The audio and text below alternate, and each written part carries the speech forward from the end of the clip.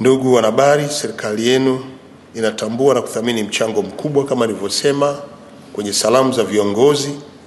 Nasi wasaidizi wa viongozi hawa wakuu tunawahakikishia kuwa tutafanya kazi pamoja na nyie, na kupitia vyombo vya habari tutaweza kuhabarisha wananchi wetu shughuli mbalimbali, mipango mbalimbali ya taifa hili, lakini kuhamasisha ushiriki wa wananchi katika shughuli hizi.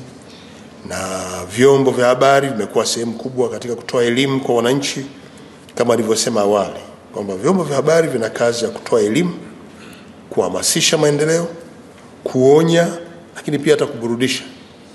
Na tunaposema kuelimisha wananchi, tunakwenda kuambia masuala mbalimbali muhimu katika taifa hili, ikiwa ni pamoja na elimu ya uzalishaji, ujasiriamali, maendeleo ya jamii.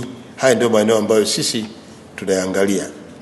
Lakini vyombo vya habari vimekuwa na nafasi kubwa katika kulinda na kudumisha amani, umoja na mshikamano wa kitaifa, na vinachangia sana kwa kiasi kikubwa katika kuijenga taswira chanya ya taifa hili.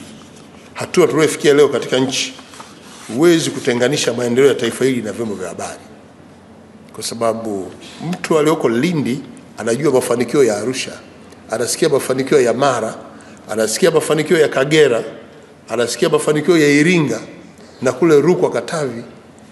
Anajua kabisa kwamba nchi hii inapata maendeleo kutokana na mchango wa vyombo vya habari kwa kuhabarisha umma ya matukio yote ambayo yanaendelea.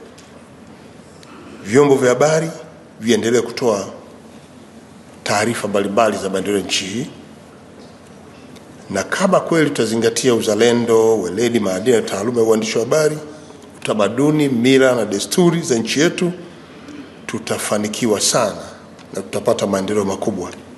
Na sina mashaka, kwa sababu leo tumeweza kukaribisha mataifa jirani ndani ya bara la Afrika, tumekaribisha mataifa ya nje kwenye kongamano hili, na kwa hiyo kila mmoja atatoa uzoefu wake. Sisi tutapata yale muhimu yanayofanana na utamaduni tulionao ndani ya nchi na kuyafanyia maboresho kwa mujibu wa utamaduni tulionao wa nchi yetu.